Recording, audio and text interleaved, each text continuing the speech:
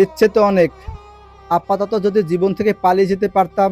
মৃত্যুর আগের দিন করা ফেসবুক পোস্টটির লেখাটির মতোই ফার্মগেট মেট্রো স্টেশন দুর্ঘটনায় চিরতরে হারিয়ে গেলেন আজাদ আবুল কালাম।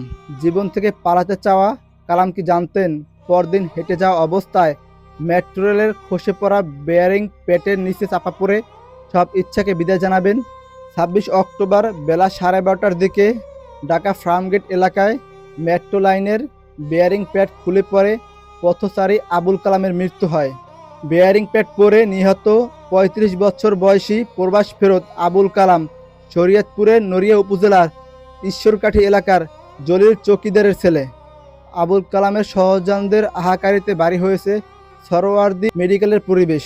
মর্গের সামনে বারবার মুখ সাজাচ্ছেন কালামের স্ত্রী আরিন আক্তার প্রিয়া, জ্যান করে তাকিয়ে থাকছেন তার ছেলে।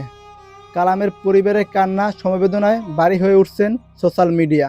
ফেসবুকে তার মৃত্যুর সংবাদ শেয়ার করে ক্ষোভ প্রকাশ করেছেন বন্ধু সহ পরিচিতরা।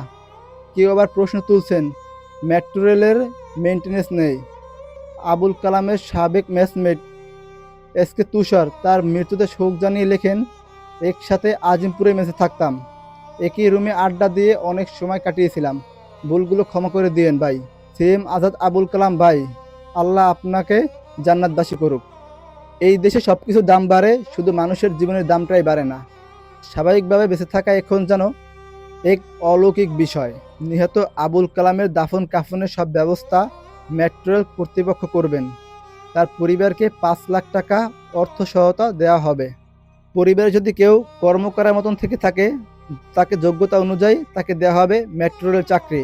গত বছরের সেপ্টেম্বরে বেয়ারিং খুলে পড়ার পর আগারগাঁ থেকে মতিঝিল পর্যন্ত এই বৈদ্যুতিক ট্রেন চলাচল 11 ঘন্টা বন্ধ ছিল। এটাই আমাদের সোনার বাংলাদেশ। আমরা সবাই প্রার্থনা করব এইভাবে অকালে যেন কারো মৃত্যু না হয়।